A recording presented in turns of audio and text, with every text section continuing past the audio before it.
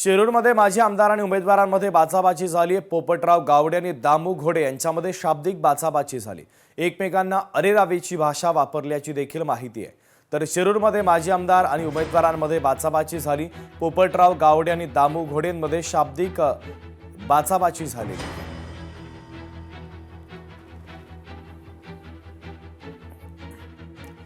मुंबईतील मराठी तरुणाला शिवीगाळ प्रकरणी सुशील रहेजाच्या ऑफिसची वंचितच्या कार्यकर्त्यांनी तोडफोड केली। रहेजा बिल्डरच्या विरोधात वंचित आक्रमक झालेली आहे, तर ऑफिसची तोडफोड करण्यात आली।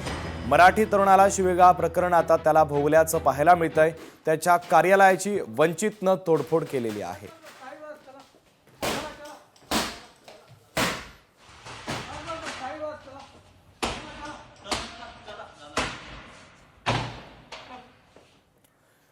संघ कोणाचाही विरोध करत नाही, संघाला प्रसिद्धी नकोय, सरसंघचालक मोहन भागवत यांनी अत्यंत महत्त्वाचं विधान केलंय।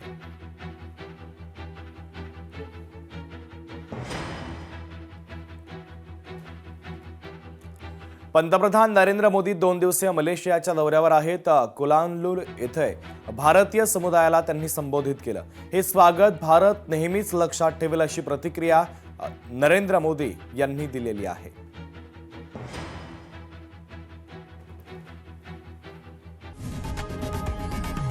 लोकशाही मराठी ऐका, पहा, जागरूक रहा।